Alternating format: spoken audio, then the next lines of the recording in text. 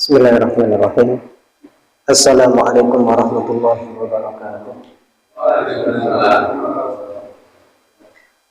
Alhamdulillah, alhamdulillahi rabbil alamin. Wassalatu wassalamu ala nabiyil amin wa ala alihi wa ashabihi wa man tabi'ahum bi ihsan ila yaumiddin, amma ba'du. Alhamdulillah, pada malam hari ini kita diberikan kenikmatan oleh Allah Subhanahu wa taala untuk duduk di salah satu majelis dari majelis-majelis ilmu. Kita diberikan kenikmatan oleh Allah bisa dengan tenang menjalankan kewajiban yang Allah wajibkan kepada kita. Kita bisa dengan khusyuk melaksanakan salah satu salat dari salah salat yang difardukan oleh Allah Subhanahu wa taala. Di mana kenikmatan ini mungkin sedang diambil oleh Allah Subhanahu wa taala dari saudara-saudara kita yang berada di Palestina. Bagaimana mereka untuk sholat saja mereka harus bertaruh dengan nyawa karena bisa suatu waktu bagaimana mereka orang-orang Yahudi dengan tidak berperi kemanusiaan, bagaimana mereka menghilangkan banyak nyawa saudara-saudara kita yang ada di Palestina. Tapi kita senantiasa yakin bahwasanya pertolongan Allah Subhanahu wa taala pasti akan datang. Allah Subhanahu wa taala pasti akan menolong hamba-hambanya yang beriman.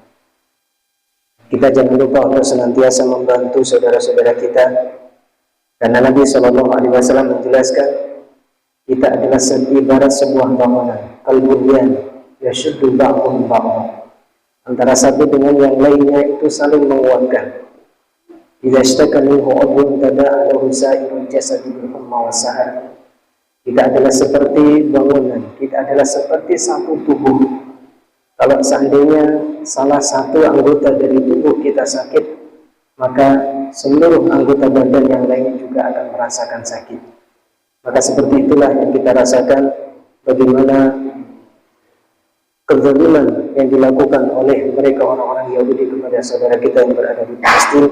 Maka paling tidak kita senantiasa menyisipkan di dalam doa-doa kita untuk saudara kita yang terzalimi, yang tertindas di negeri Palestina, negeri para nabi yang di sanalah Nabi kita SAW, sehingga ketika beliau akan melakukan perjalanan Mi'raj. Kurang jelas?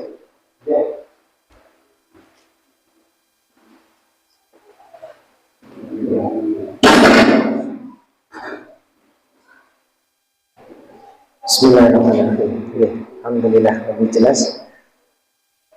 Salawat dan salam mudah-mudahan senantiasa terlimpahkan kepada qudwah kita, tauladan kita yang mulia, Nabi Muhammad SAW, kepada keluarga beliau, sahabat beliau, dan kepada seluruh pengikut beliau sampai hari kiamat kelak. Jamaah Masjid Al-Fatah yang dimuliakan Allah, pada malam hari ini kita membahas sebuah tema yang sangat penting untuk kita semuanya, adalah bagaimana agar kita memaksimalkan modal utama kita di dalam kehidupan dunia ini. Modal utama kita di dalam kehidupan kita di dunia ini adalah usia kita. Nabi kita yang mulia SAW, beliau bersabda, la tazulu qadama 'abdin yaumal qiyamah hatta yus'al, tidaklah kedua kaki seorang hamba berpindah kelak pada hari kiamat sampai dia ditanya beberapa hal. Di antaranya adalah an umrihi fima afnah, tentang umurnya untuk apa dia habiskan. Jadi usia kita, sejak usia kita ataupun pena itu menulis dari setiap amalan kita, maka itu kelak kita akan ditanya di hadapan Allah Subhanahu wa taala. Di mana sejak kita masuk ke dalam usia balik, maka sejak saat itulah pena akan mencatatkan semua amalan yang kita lakukan, baik itu amalan kebaikan ataupun amalan keburukan. Maka usia kita hidup di dunia itu adalah modal utama kita. Kalau seandainya kita berdagang, berniaga, modal kita adalah uang. Tapi tatkala kita ingin berniaga di dalam hal urusan akhirat, kelak kita mendapatkan laba yang besar ataupun tidak di kehidupan akhirat, modal utama kita adalah usia kita di dunia ini.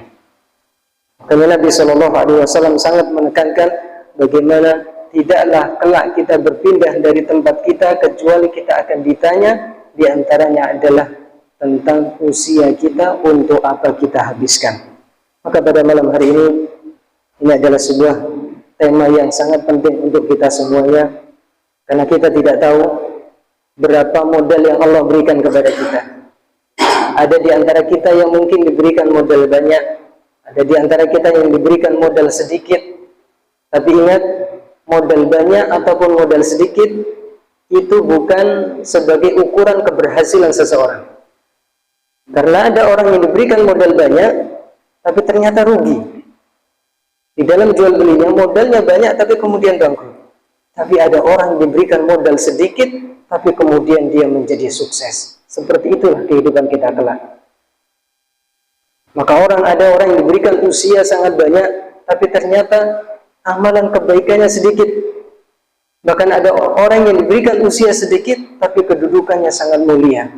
Seperti yang pernah kita sampaikan kepada panjenengan semuanya, bagaimana Rabi'atul Rai pernah mengatakan kepada Imam Malik, dahulu ada seorang anak sepertimu, dia berpindah dari satu majelis ke majelis yang lainnya, tapi kemudian meninggal dia dalam usia yang masih belia, masih anak-anak. Tapi Allah angkat derajatnya seperti kedudukan para ulama, padahal dia meninggal di usia kecil. Seperti itulah bagaimana kelak kita di kehidupan akhirat. Maka tema ini, jemaah yang dimuliakan Allah, tema sangat penting sekali agar kita kelak tidak menyesal tatkala kita kelak dihadapkan di hadapan Allah. Setiap dari kita akan ditanya tanpa ada penterjemah. Kita akan ditanya tentang usia kita, untuk apa usia kita habiskan selama di kehidupan dunia ini. Jemaah Masjid Al-Fatih yang dimuliakan Allah Subhanahu wa taala, sebaik-baik amal yang kita lakukan di dalam kehidupan kita adalah sedikit tapi terus berkelanjutan.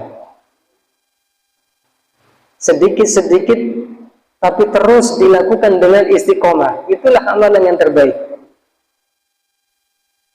Berbeda dengan seseorang sekaligus melakukan amalan yang banyak tapi kemudian bosan, kemudian futur, sehingga akhirnya apa? Selesai sampai di situ.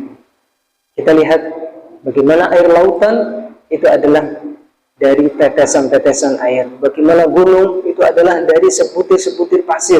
Maka seperti itulah ketika seseorang melakukan amalan kebaikan sedikit demi sedikit tapi istiqomah, maka itu jauh lebih baik daripada sekali saja melakukan amalan yang banyak tapi sudah selesai.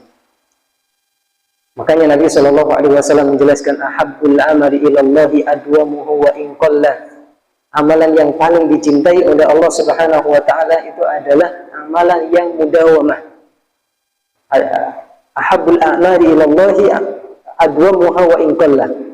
Itu amalan-amalan yang paling dicintai oleh Allah adalah amalan yang sedikit tapi dilakukan secara kontinu, secara istiqomah. Dan inilah istiqomah itu yang berat.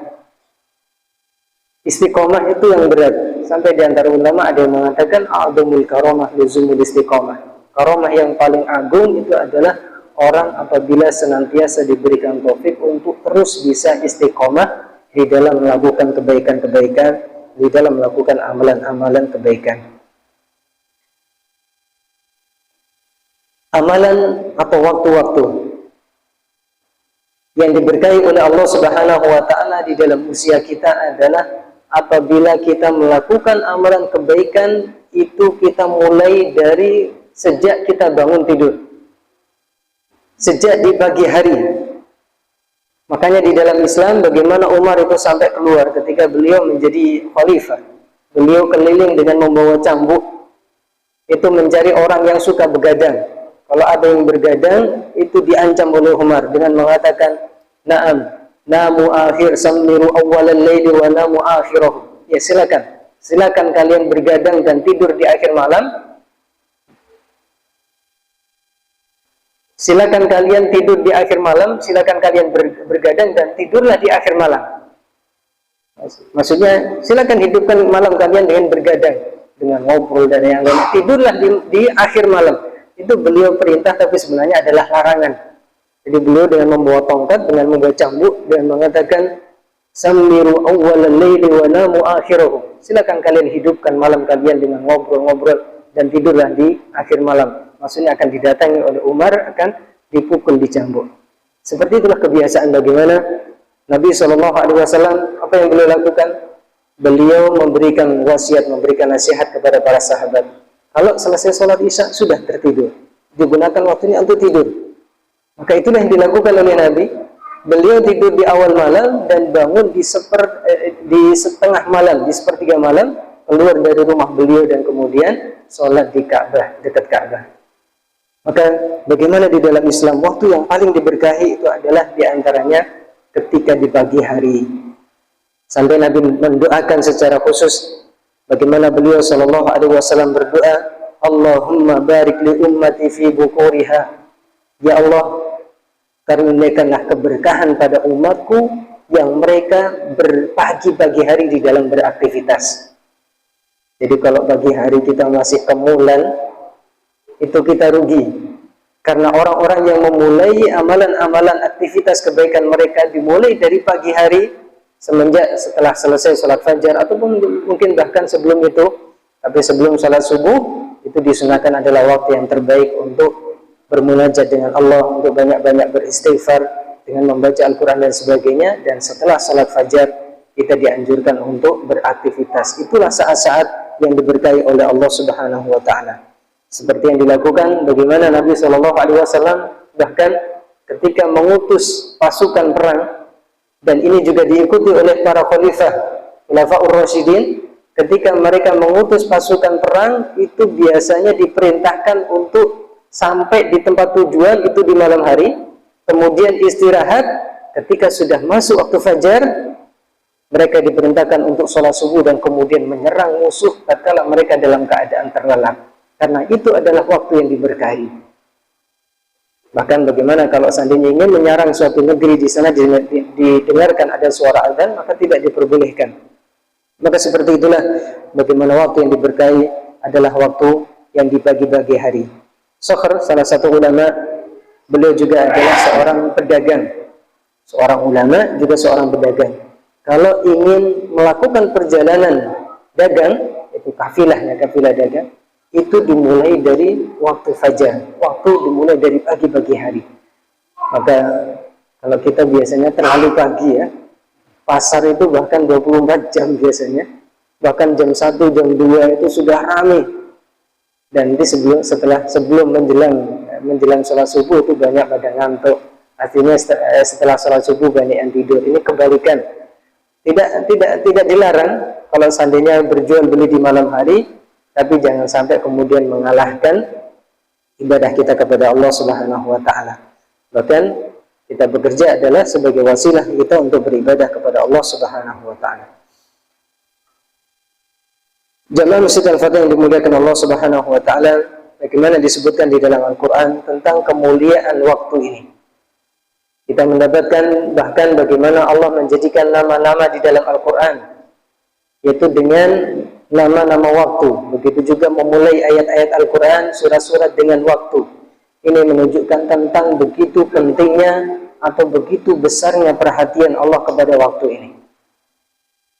Seperti Allah menyebutkan dalam surat Al-Asr, wal asr, demi waktu asr, wal lail, demi waktu malam, wal fajr, demi waktu fajar, wal nahari idza jallaha, dan seterusnya. Ini menunjukkan bagaimana keutamaan waktu sampai Allah Subhanahu wa Ta'ala bersumpah di dalam Al-Quran.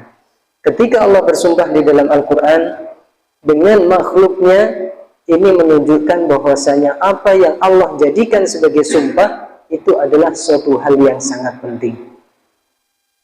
Kenapa Allah Subhanahu wa Ta'ala bersumpah dengan waktu fajar, bersumpah dengan waktu asar, bersumpah dengan waktu malam, siang, dan seterusnya? Karena di situ menunjukkan tentang pentingnya waktu. Dan tadi kita jelaskan, waktu adalah modal utama kita ketika kita ingin berdagang di akhirat.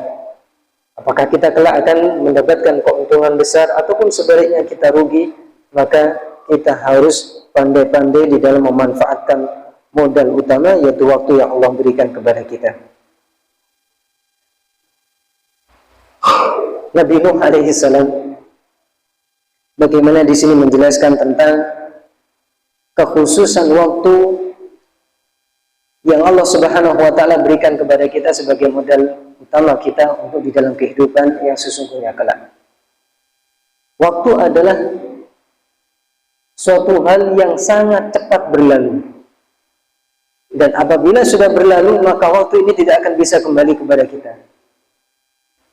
Maka diri kita, usia kita itu adalah kumpulan dari hari-hari.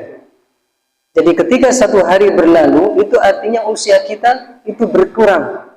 Bukan sebaliknya ya, semakin usianya bertambah, semakin dirayakan ulang tahun.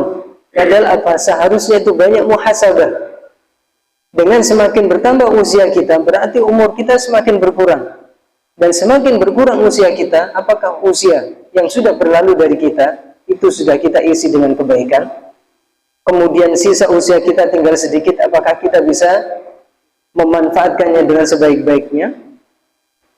Dan itu adalah merupakan ajaran siapa? Ajaran orang-orang kufar ya, merayakan hari ulang tahun.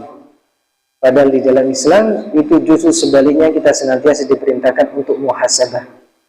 Jadi waktu adalah usia kita yang sangat cepat sekali berlalu. Bagaimana kisahnya Nabi Nuh alaihi salam? Nabi Nuh alaihi salam, beliau adalah seorang nabi yang diberikan usia oleh Allah dengan usia yang sangat panjang, 950 tahun. Kalau sekarang nggak ada ya, orang mungkin maksimal orang tertua di dunia itu nggak ada yang sampai 200, mungkin 100 lebih masih ada kita mendengarkan, tapi sampai 200 tahun tidak ada. Tapi Nabi Nuh alaihi salam Allah berikan usia alfa sanatin illa khumsina ama, 1000 tahun kurang 50 tahun, berarti 950 tahun. Ketika ditanyakan kepada Nabi Nuh alaihi salam, dikatakan kepada beliau, kaifa wajadtad dunya? Wahai Nuh alaihi salam, bagaimana engkau mendapatkan dunia?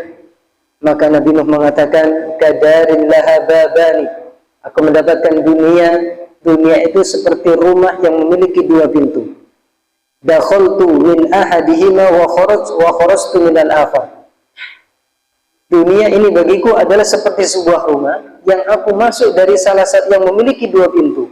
Aku masuk dari salah satu pintu, singgah di dalamnya sejenak, dan kemudian aku keluar dari pintu yang lainnya. Padahal beliau diberikan usia sebanyak 950 tahun. Tapi ketika di akhir hayat beliau, tatkala ditanya, kaifa wajadtad dunya, bagaimana engkau mendapatkan dunia? Nabi Nuh mengibaratkan hanya seperti orang masuk ke dalam rumah, sebentar di dalam rumah dan kemudian keluar. Itu 950 tahun. Maka bagaimana dengan yang kurang dari itu? Nabi Musa alaihi salam, bagaimana Nabi Musa alaihi salam, suatu ketika Allah memerintahkan malaikat maut untuk datang kepada Nabi Musa. Malaikat maut ditampar oleh Nabi Musa, bahkan matanya itu dicolok ya, sampai kemudian malaikat maut ini tidak bisa melihat. Kemudian malaikat maut ini datang kepada Allah Subhanahu wa taala dengan mengatakan, ya Rabbi arsaltani ila abdin la yuridul mauta wa qad qafa'a aini wa qad faqa'a aini. Ya Rabbku, engkau memerintahkanku untuk datang kepada seseorang yang tidak ingin mati. Ini adalah malaikat maut. Ini tentunya menunjukkan tentang kekhususan para nabi Allah Subhanahu wa taala. Kemudian Allah Subhanahu wa taala memerintahkan kepada mereka tersebut, irji ilaihi. Kembalilah engkau kepada Nabi Musa, kepada Musa, dan katakan kepadanya berapa tahun usia yang engkau inginkan. Kemudian Nabi Musa alaihissalam diperintahkan untuk meletakkan tangan di atas badannya sapi. Maka berapa jumlah rambut yang tertutup tangan yang ditempelkan oleh tangannya Nabi Musa alaihissalam, satu helai rambut itu 1 tahun. Maka ada berapa helai rambut? Tentunya banyak. Itulah sisa usia yang diberikan, kesempatan usia yang diberikan oleh Allah Subhanahu wa taala. Kemudian Nabi Musa bertanya kepada mereka tersebut, "Summama?" Kalau aku meletakkan tanganku di atas badan sapi, kemudian sisa usiaku sejumlah setiap bulu rambut dari sapi tersebut. Setelah itu apa? Malaikat maut mengatakan al-maut. Setelah itu adalah kematian.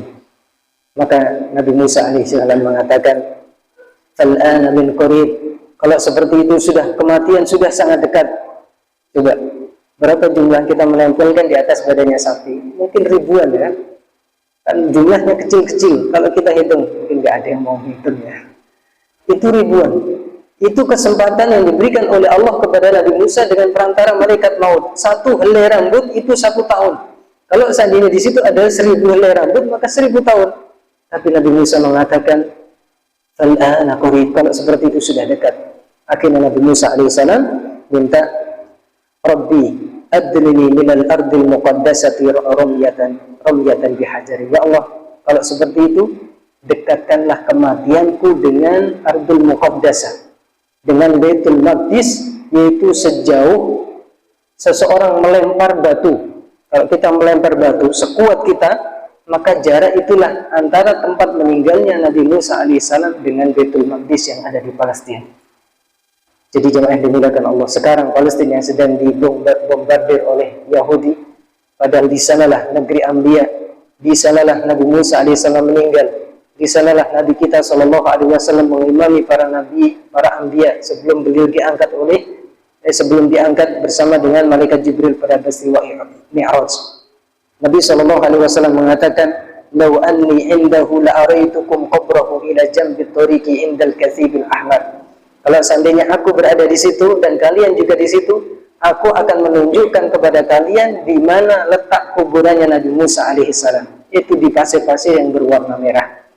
Tapi tentunya dirahasiakan oleh Allah Subhanahu wa taala agar tidak banyak terjadi kesyirikan. Orang itu manusia zaman kita, kalau tahu di situ ada kuburan Nabi, maka luar biasa akan banyak kesyirikan-kesyirikan. Maka sengaja Allah rahasiakan. Jangankan Nabi ya, pernah mendengarkan ada kuburan kuda, itu kemudian dikatakan katanya kuburannya Mbah Fulan, akhirnya dikeramatkan. Itu kuburan kuda, apalagi dengan kuburan para Nabi. Nabi Shallallahu Alaihi Wasallam menjelaskan ini disebutkan di dalam hadis yang sahih di dalam Sahih Ibnu Hibban. Bapak Ibu yang dimuliakan Allah Subhanahu Wa Taala, hari ataupun waktu yang sudah berlalu tidak akan kembali lagi kepada kita. Bagaimana Al-Hasan Al-Basri beliau mengatakan, "Ma min yawmin yunshaku fajruhu illa wa yunadi." Tidaklah satu hari di mana tatkala fajarnya tersingkap, fajarnya sudah tampak, kecuali hari itu akan mengatakan kepada kita, hanya saja kita tidak bisa mendengar. Ini perkataan ulama ya, bukan perkataan Nabi ataupun sahabat. Hasan Al-Basri. Tapi perkataan mereka itu menunjukkan tentang bagaimana tadabbur mereka.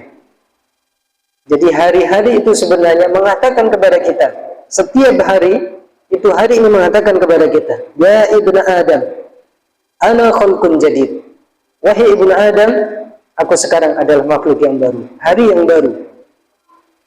Wa ala amalika syahid, dan aku akan menjadi saksi atas setiap amalan yang kau lakukan. Jadi setiap hari yang berlalu dari kita, Bapak Ibu yang dimuliakan Allah, hari-hari ini akan menjadi saksi bagi kita kelak tatkala kita dihisab. Apakah hari tersebut kita isi dengan kebaikan ataupun sebaliknya kita isi dengan keburukan? Maka hari sesuatu yang tidak bisa kita lihat, hari ini akan menjadi saksi di hadapan Allah. Fatazawwad minni fa inni idza madaitu la a'udu ila yaumil qiyamah. Maka berbekalah denganku, maksudnya berbekalah dengan hari-hari, dengan diriku yang maksudnya adalah dengan hari-hari, karena kalau seandainya aku sudah berlalu, maka aku tidak akan kembali lagi sampai hari kiamat. Jadi hari yang sudah berlalu dari kita, berapa hari-hari yang sudah berlalu dari kita, tidak akan pernah kembali lagi sampai hari kiamat. Dan hari-hari ini kelak akan menjadi saksi bagi kita, baik hujjatan lana aw alaina. Hujjatan lana ini akan menjadi saksi kebaikan untuk kita, ataupun sebaliknya akan menjadi saksi keburukan atas kita kalau kita mengisi hari-hari tersebut dengan keburukan, dengan kemaksiatan kepada Allah Subhanahu wa taala, waliyadzubillah. Maka hari ataupun waktu itu adalah suatu hal yang paling berharga di dalam diri kita. Maka kita harus berusaha untuk menjaga hari-hari tersebut dengan sebaik-baiknya, mengisi dengan amalan-amalan kebaikan. Bagaimana Allah Subhanahu wa taala menjelaskan tentang pentingnya hari ini, tentang begitu berharganya hari ini. Jangankan satu hari, beberapa detik saja. Detik-detik itu adalah saat yang begitu berharga.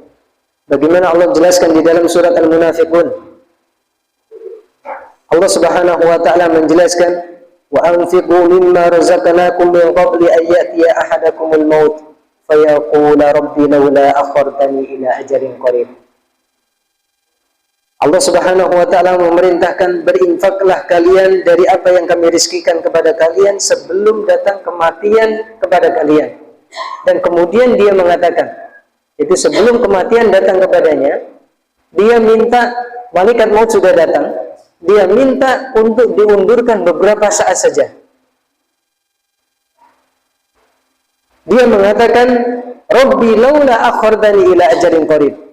Ya Allah, seandainya saja engkau mengundurkan aku beberapa detik saja. Ajalin qarib itu adalah waktu yang sangat dekat.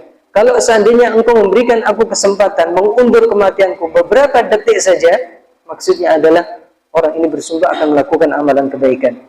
Tapi Allah menjelaskan di dalam ayat setelahnya, surat Al-Munafiqun ayat 11, وَلَا يُؤَخِّرَ اللَّهُ نَفْسًا إِذَا جَاءَ أَجَلُهَا. Lan di sini artinya adalah penekanan. Sungguh Allah benar-benar tidak akan mengundur usia seseorang apabila ajalnya sudah tiba. Jadi kalau seandainya seseorang menyesal di akhir hayat, kemudian dia minta untuk diundurkan meskipun hanya beberapa detik saja, itu tidak akan bisa. Apa minta diajukan juga tidak akan bisa. Inilah menunjukkan bagaimana pentingnya usia kita walaupun hanya beberapa detik. Kemudian bagaimana kelak seseorang di hari kiamat, setiap usia yang dia isi dengan kebaikan itu tidak akan pernah luput dari balasan.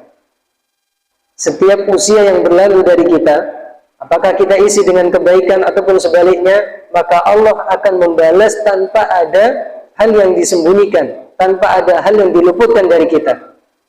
Kalau seandainya dalam setiap waktu ataupun usia kita isi dengan kebaikan, maka seluruh kebaikan itu akan diberikan dengan sempurna oleh Allah kepada kita. Allah berfirman di dalam surat Fatir ayat 36, "Walladzina kafaru lahum naru jahannam la yuqda 'alaihim fayamutu wa la yukhaffafu anhum min 'adzabiha." Bagaimana orang-orang kafir tatkala mereka diazab oleh Allah Subhanahu wa taala di dalam neraka karena mereka mengisi waktu-waktu mereka dengan kemaksiatan, dengan kedurhakaan, kemungkaran dan kekufuran kepada Allah. Allah menjelaskan bagaimana orang-orang kafir tatkala mereka diazab di dalam neraka jahanam, mereka tidak dibinasakan sehingga azab selesai, tapi mereka juga tidak dimatikan sehingga mereka selesai dari azab, dan azab ini juga tidak diringankan oleh Allah Subhanahu wa taala. Kalau seandainya azab di dunia, seseorang disiksa, kalau mati sudah tidak merasakan rasa sakit lagi. Tapi bagaimana azab yang Allah berikan di akhirat kelak? Allah mengazab, di antaranya azab yang Allah berikan kepada orang-orang kafir, mereka tidak dijadikan mati oleh Allah, tapi bahkan kematian sudah disembelih. Bagaimana kematian itu diwujudkan dalam seekor domba dan kemudian disembelih. Kematian sudah tidak ada.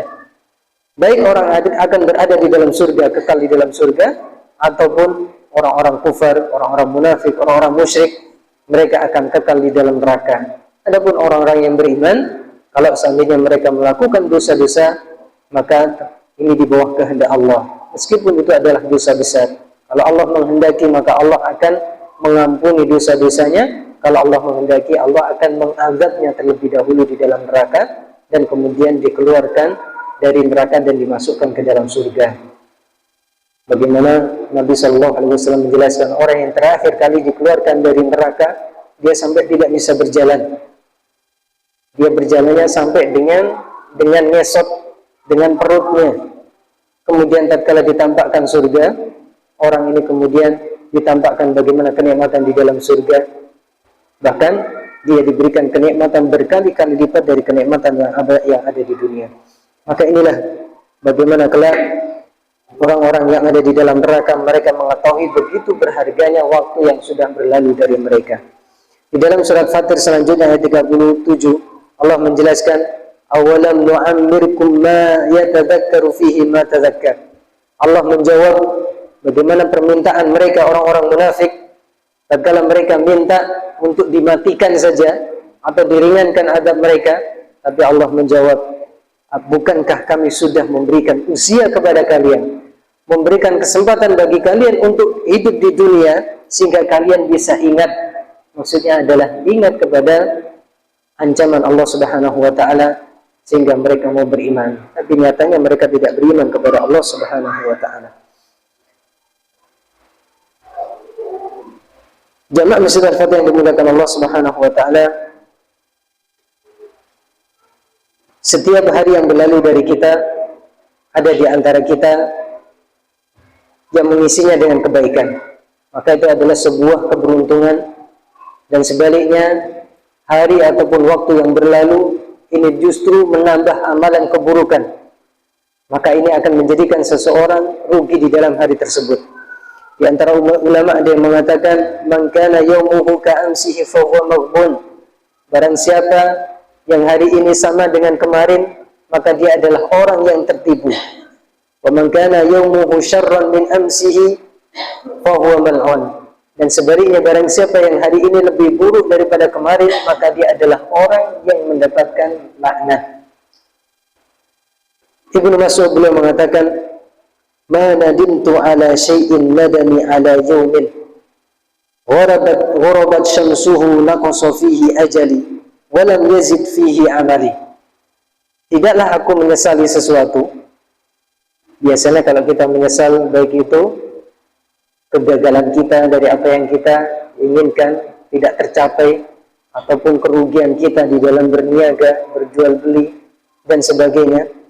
Apa Ibnu Mas'ud yang beliau katakan? Ma nadimtu ala syai'in nadami ala yaumin.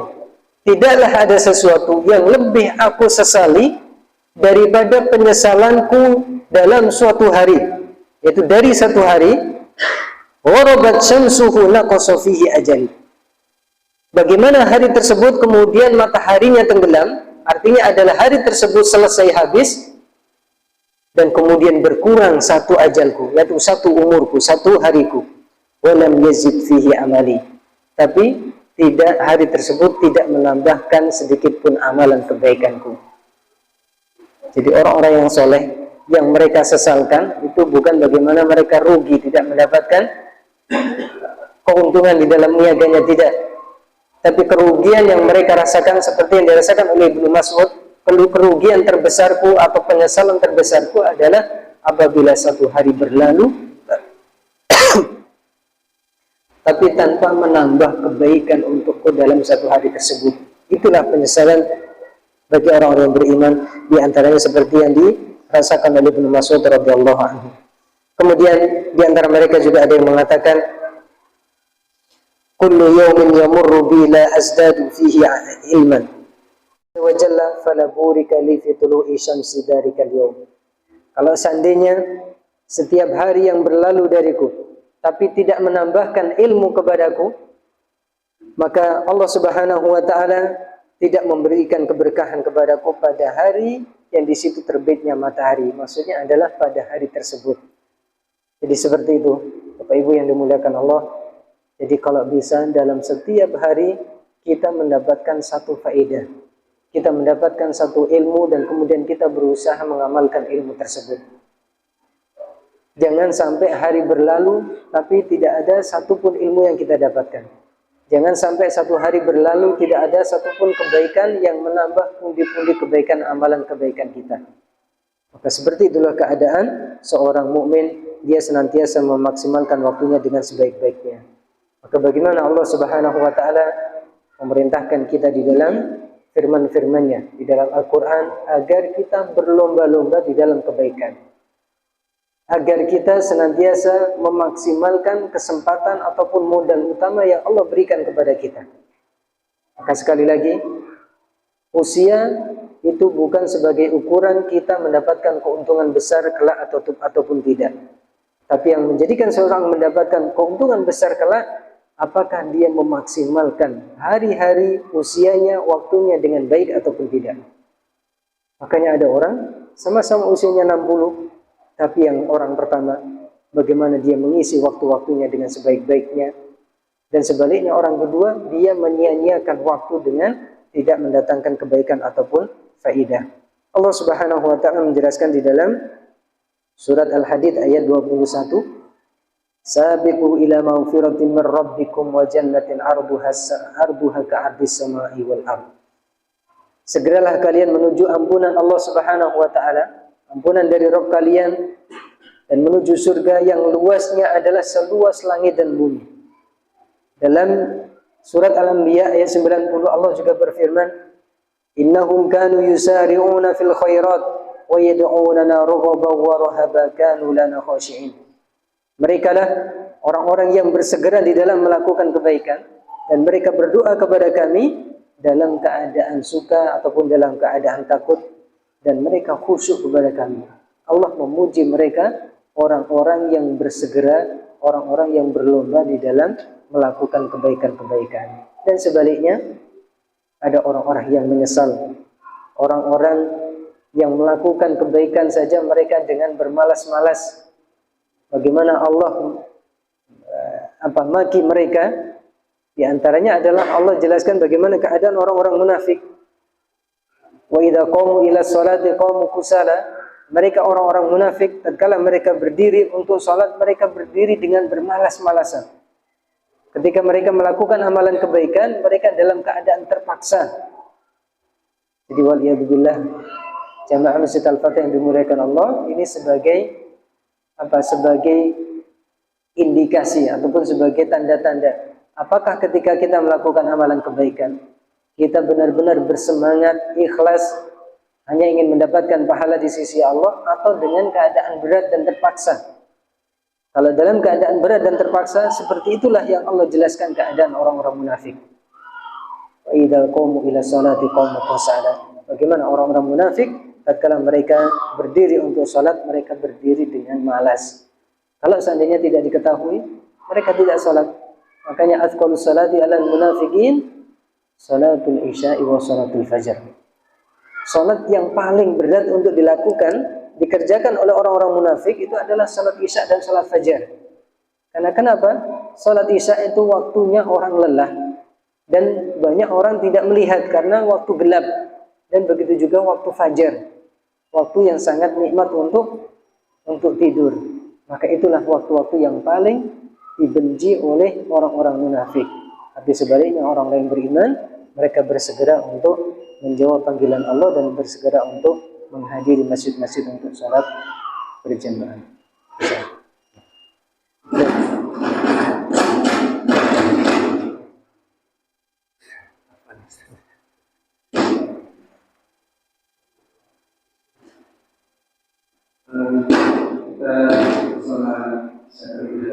Bismillahirrahmanirrahim.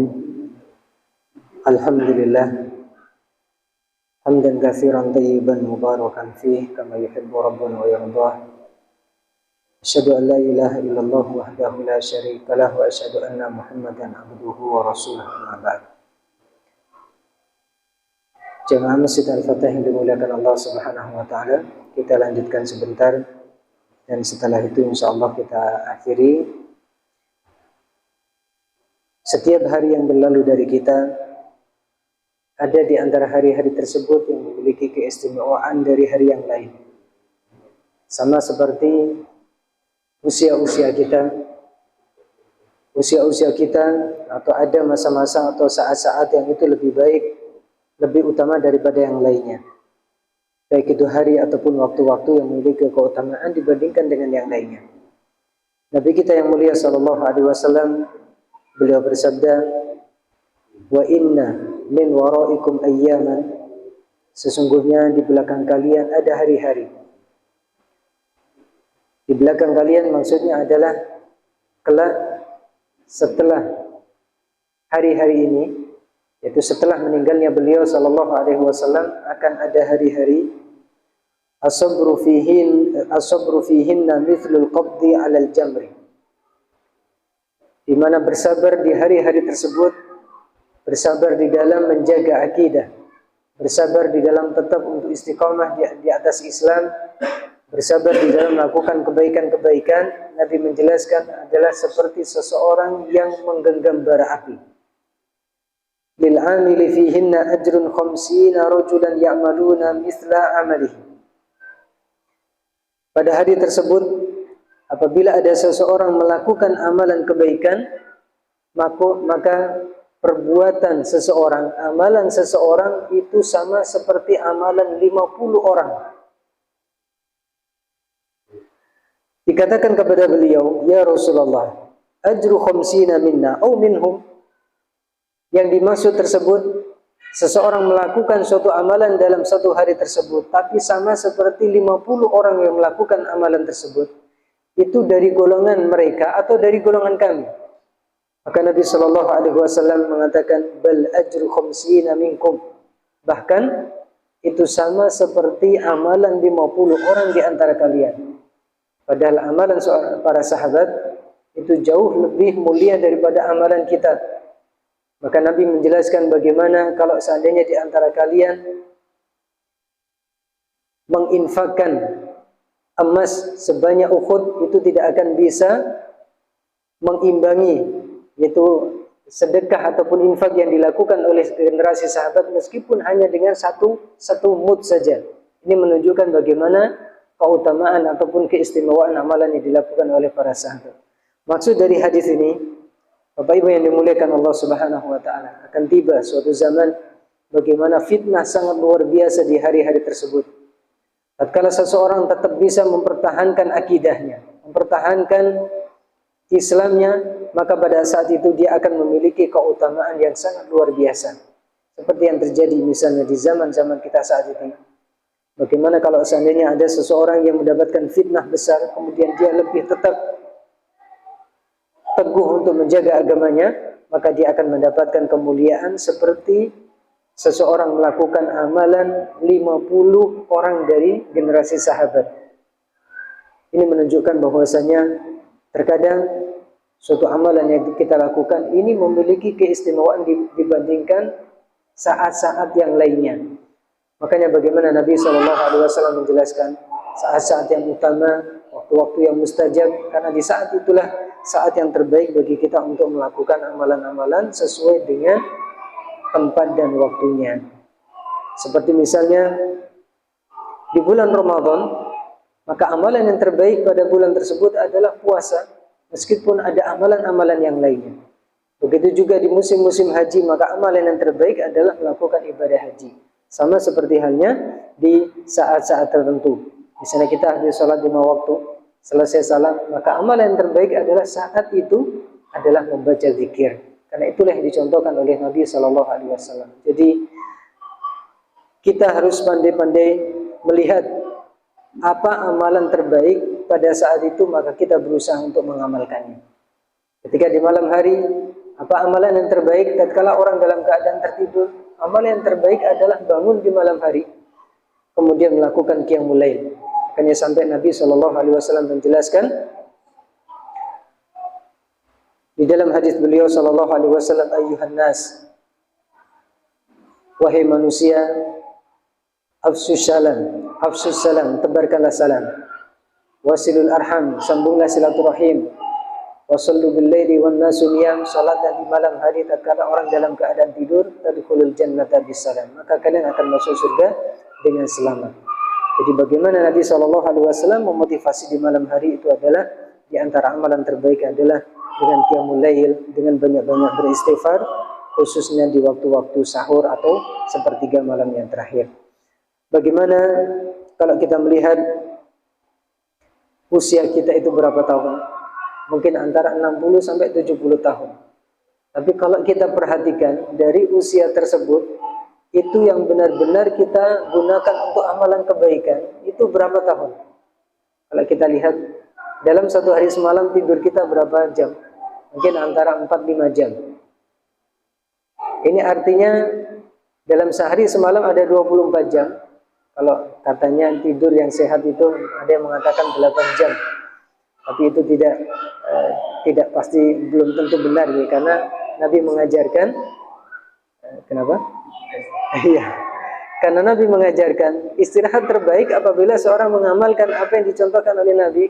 Makanya ketika Fatimah dan Ali bin Abi Thalib radhiyallahu anhuma itu keduanya minta seorang pembantu kepada Nabi SAW karena banyaknya pekerjaan. Nabi mengajarkan ada sebuah amalan yang itu lebih baik daripada seorang pembantu, yaitu dengan membaca zikir sebelum tidur. Membaca Alhamdulillah sebanyak 33 kali, membaca tasbih 33 kali, membaca takbir 33 kali. Maka orang yang kalau mengamalkan ini dengan yakin, maka dia bangun tidur dalam keadaan segar, lelah dalam keadaan hilang. Itu kuncinya kalau kita yakin. Karena apa yang disabdakan oleh Nabi tidak mungkin salah. Apa yang beliau sabdakan adalah wahyu dari Allah Subhanahu wa taala.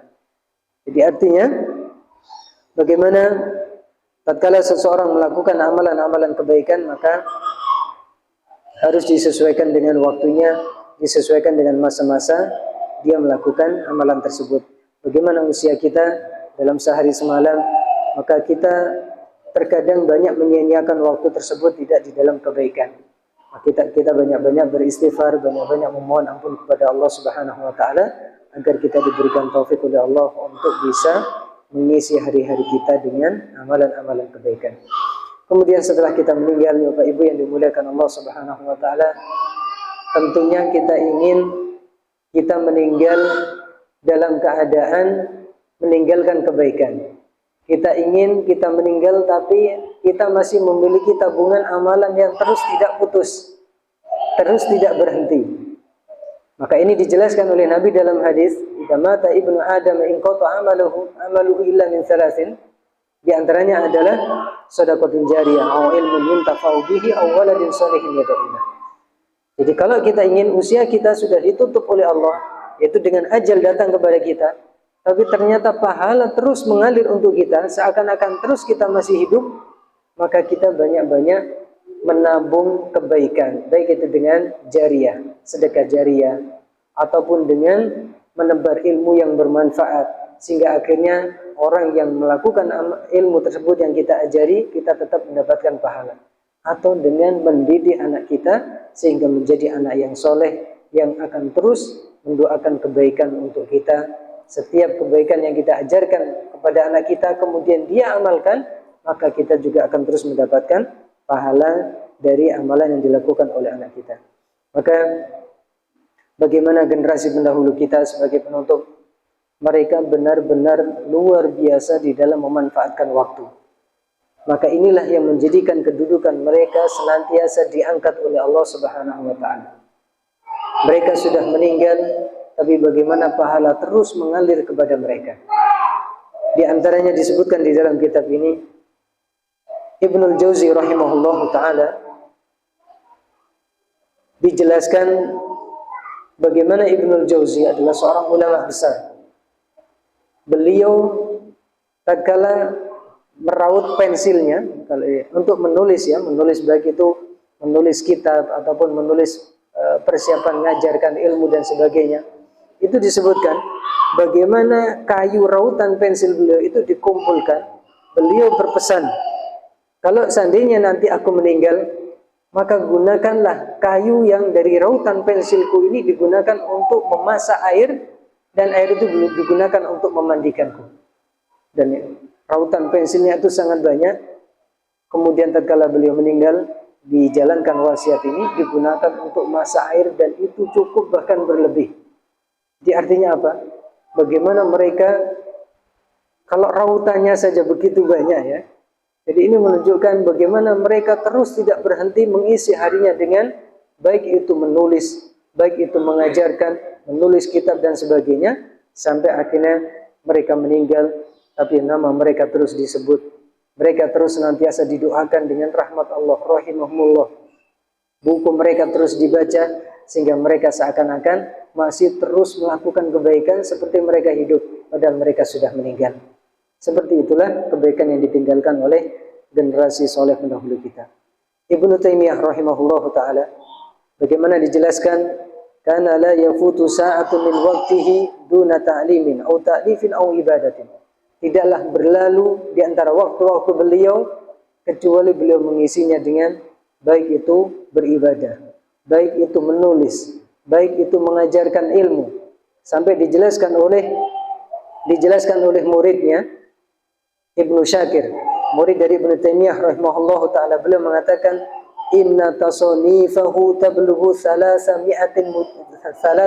mujallad. Bagaimana tulisan dari Syekhul Islam Ibnu Taimiyah itu sampai kalau dihitung jumlahnya sampai 300 jilid. Tidak hanya 1-2 jilid. Kalau kita 1 jilid saja nggak selesai, nggak bisa ya. Tapi beliau ada 300 jilid. Bahkan Ibnul Qayyim itu murid, jadi muridnya Ibnu Taimiyah itu luar biasa ya. Ibnu Katsir, muridnya Ibnu Taimiyah, Imam Az-Zahabi, Ibnul Qayyim. Kalau murid-muridnya saja ulama besar, maka bagaimana dengan gurunya? Ibnu Katsir, siapa yang tidak pernah mendengarkan nama Ibnu Katsir? Ahli di dalam tafsir. Ternyata muridnya Ibnu Taimiyah, Ibnul Qayyim, Imam Az-Zahabi dan seterusnya. Ibnul Qayyim belum mengatakan, waqad syahadtu min quwwati Syekhul Islam Ibnu Taimiyah fi kalamihi. Sungguh aku telah menyaksikan bagaimana kekuatan beliau di dalam berbicara, baik memberikan nasihat, mengajarkan ilmu dan sebagainya. Beliau mengatakan wa iqdamihi wa kitabatihi, dan bagaimana beliau di dalam mengajarkan ilmu, bagaimana beliau di dalam menulis buku-buku. Amrun ajaban, sungguh menunjukkan tentang perkara yang sangat menakjubkan. Fakana yaktubu fil yaumi min at-tasnifi ma yaktubuhu an-nasikhu fi jum'atin aw akthar. Beliau menulis di dalam satu hari, menulis ilmu di dalam satu hari, itu kalau disalin oleh seseorang 1 minggu tidak selesai. Jadi beliau menulis ilmunya di dalam satu hari, kalau disalin oleh seseorang dalam 1 pekan, itu tidak selesai menulisnya. Artinya apa? Waktunya seakan-akan begitu berkah sekali. Jadi ini menunjukkan bagaimana ilmu itu seakan-akan seperti keran ya. Seperti keran terus keluar, jadi seakan-akan beliau tidak banyak berpikir, menulis, merenung, tapi terus seakan-akan tangan beliau itu tidak berhenti di dalam menulis. Tadi Ibnu Syakir beliau menjelaskan bahkan wa may yab'adu anna tasanifahu ila al-an tablughu 500 mujalladin. Dan bagaimana karangan-karangan beliau mengatakan sampai sekarang kalau kita hitung itu sampai hampir 500 jilid. Disitulah menunjukkan bagaimana waktu yang begitu berkah dari para ulama seperti Imam Nawawi rahimahullahu taala. Ibnu Taimiyah tidak menikah, tapi punya anak banyak. Anaknya 300 sampai 500 ya, jilid buku. Itu anaknya Ibnu Taimiyah. Imam Nawawi juga, beliau tidak menikah, tapi bagaimana Imam Nawawi meninggal tapi hasil karyanya begitu berkah. Di antaranya adalah Arba'in An-Nawawi dan begitu juga Riyadhus Shalihin dan yang lainnya. Ini menunjukkan bagaimana keberkahan mereka. Mereka sudah meninggal, tapi kebaikan terus mengalir kepada mereka, yaitu berupa ilmu yang bermanfaat. Maka apa yang kita bisa lakukan, jemaah yang dimuliakan Allah, kita lakukan semampu kita. Kita mulai dari, diantaranya adalah mendidik anak kita dengan pendidikan baik. Itu cara yang paling mudah untuk menabung. Tatkala kita meninggal, kebaikan akan terus mengalir kepada kita. Kita berusaha untuk bersedekah jariah semampu kita, mengajarkan ilmu yang kita mampu, sehingga itu adalah di antara hal-hal yang tidak terputus meskipun kelak kita sudah dipanggil oleh Allah, meskipun kita sudah meninggal. Baik, sekali lagi sebagai penutup inilah tentang pentingnya waktu, bagaimana Allah bersumpah dengan waktu, bagaimana Nabi SAW menjelaskan kita kelak akan dihisab, ditanya, di antaranya adalah tentang usia kita, umur kita manfaatkan untuk apa. Tidak ada satu hari pun yang berlalu dari kita kecuali hari itu tidak luput dari pena untuk menulis apakah kebaikan yang kita lakukan dalam hari tersebut ataupun sebaliknya keburukan yang justru menambah keburukan bagi kita. Maka jadilah kita seorang pedagang yang beruntung. Maksudnya adalah berdagang di dalam kehidupan akhirat. Modal yang Allah berikan kepada kita hampir sama, antara 60 sampai 70. Tapi siapa di antara kita yang kelak mendapatkan keuntungan banyak ataupun sebaliknya mendapatkan keuntungan sedikit. Mendapatkan keuntungan banyak dengan apa? Dengan amalan-amalan kebaikan. Kita berusaha memaksimalkan usia kita, hari-hari kita dengan sebaik-baiknya. Dan sebagai penutup yang terakhir, amalan yang paling mudah, yang akan banyak memberatkan timbangan amalan kebaikan kita adalah banyak-banyak berzikir kepada Allah Subhanahu wa taala. Ini amalan yang paling mudah. Dimanapun, kapanpun kita banyak-banyak bisa mendapatkan kebaikan dengan banyak berzikir kepada Allah Subhanahu wa taala. Ini yang bisa kita bahas pada malam hari ini. Mudah-mudahan bermanfaat. Sebelum diakhiri, barangkali ada yang ingin ditanyakan, dipersilakan.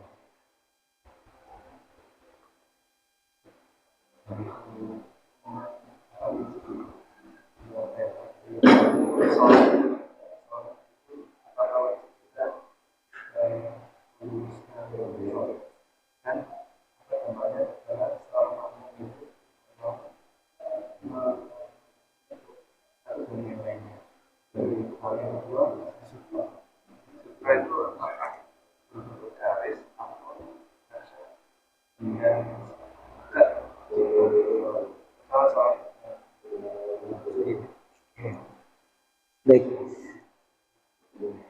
Pertanyaan bagus. Yang pertama yaitu tentang kewajiban untuk meluruskan shaf di dalam salat.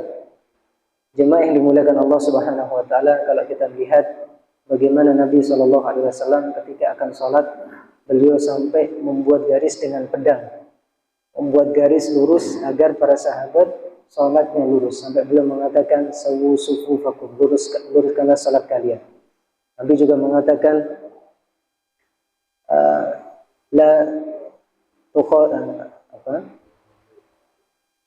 di dalam hadis beliau mengatakan yang maknanya qadarullah tidak hadir di dalam hafalan, artinya adalah janganlah kalian berselisih, tidak lurus, sehingga Allah mencerai-beraikan hati-hati kalian.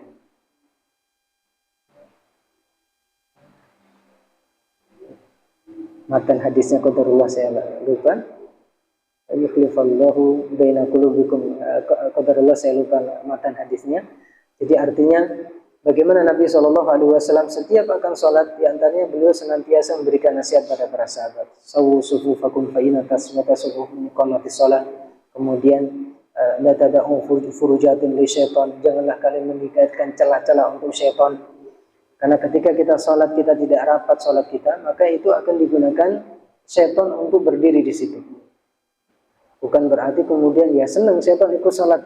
Ini perkataannya tidak benar ya. Kita diperintahkan untuk berlindung dari syaitan, jangan meninggalkan celah untuk syaitan, karena syaitan kalau ikut maka syaitan akan mengganggu sholat kita. Tapi kita diperintahkan untuk meluruskan di dalam sholat kita. Bahkan bagaimana para ulama menjelaskan, di antara sebab seseorang berselisih, hatinya berselisih, itu bisa berawal dari perselisihan di dalam masalah shaf sholat ini. Makanya tadi la takhtalif qadarullah, saya lupa matan hadisnya, fa yukhlifanallahu baina qulubikum. Jadi janganlah kalian berselisih, yaitu tidak lurus, sehingga Allah kemudian mencerai-beraikan hati kalian. Jadi itu berawal dari apa? Dari masalah sholat seperti ini.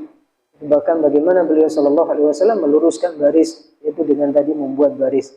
Jadi kita diperintahkan untuk rapat di dalam sholat. Adapun kalau seandainya ada renggang, kemudian apakah harus menyentuh tangan kaki?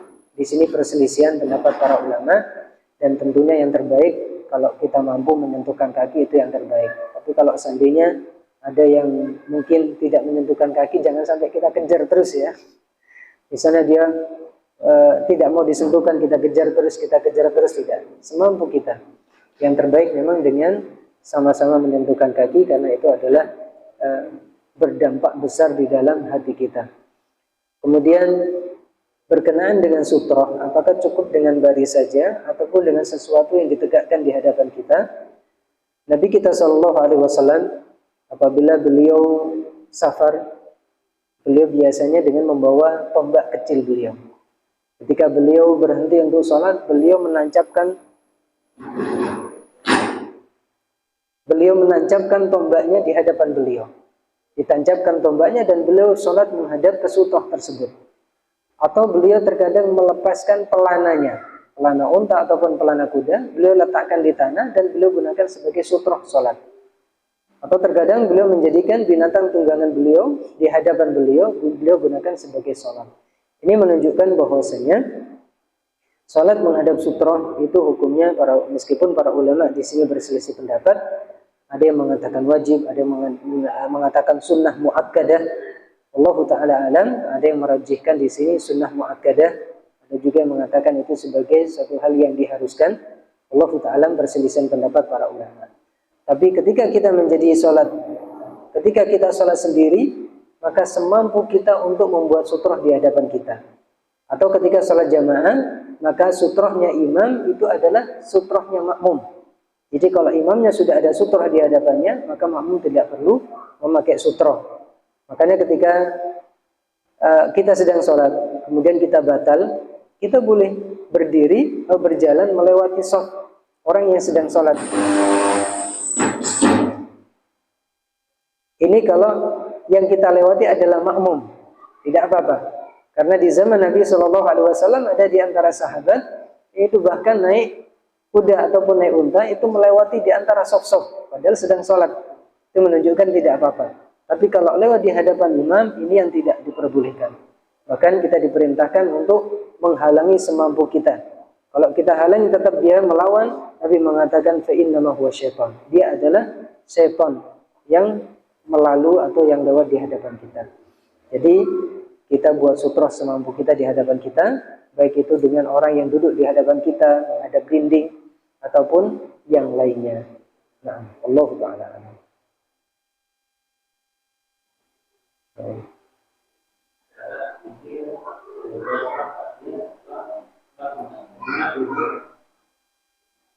Gimana?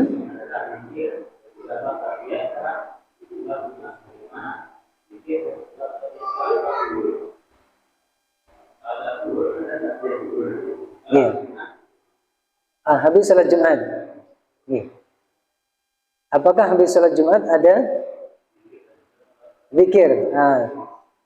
Habis salat Jumat sama seperti salat pada umumnya, kita diperintahkan, dianjurkan untuk membaca zikir seperti salat 5 waktu. Jadi kita dianjurkan untuk membaca zikir karena di sini masuk di dalam keumuman. Kita dianjurkan untuk membaca zikir setelah salat 5 waktu, begitu juga masuk di dalamnya setelah salat Jumat. Nah, adapun di dalam salat Jumat, apakah ada qobliyah salat Jumat? Tidak ada. Yang ada adalah tahiyatul masjid.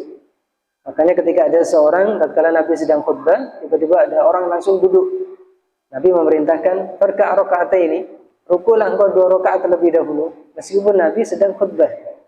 Dan 2 rakaat ini yang dimaksud adalah dijelaskan oleh para ulama salat tahiyatul masjid. Tidak ada qobliyah Jumat. Tapi kalau ba'diyah Jumat itu ada. Ba'diyah salat Jumat itu ada 2 rakaat. Makanya banyak di masjid-masjid itu setelah tahiyatul masjid habis adzan salat qobliyah Jumat ya. Padahal tidak ada. Qobliyah Jumat tidak ada. Jadi kalau kita datang ke masjid, kita salat 2 rakaat tahiyatul masjid, kemudian dikumandangkan adzan, sudah. Kita tidak perlu salat 2 rakaat qobliyah Jumat karena tidak ada qobliyah Jumat. Nah. Sampai? Baik. Alhamdulillah, ini yang bisa kita bahas pada malam hari ini. Mudah-mudahan bermanfaat. Mudah-mudahan kita senantiasa diberikan taufik oleh Allah Subhanahu wa taala untuk bisa mengamalkan setiap ilmu yang kita dengarkan. Kita banyak berdoa, Allahumma arinal haqqa haqqan warzuqna ittiba'ah wa arinal batila batila warzuqna ijtinabah. Ya Allah, tunjukkanlah kepada kami bahwasanya yang hak itu adalah hak, dan karuniakanlah kepada kami untuk bisa mengamalkannya. Dan tunjukkanlah kepada kami bahwasanya yang batil itu adalah batil, dan karuniakanlah kepada kami untuk bisa meninggalkannya. Kita tutup dengan doa kafaratul majlis. Subhanakallahumma wa bihamdika asyhadu an la ilaha illa anta astaghfiruka wa atubu ilaik. Assalamualaikum warahmatullahi wabarakatuh.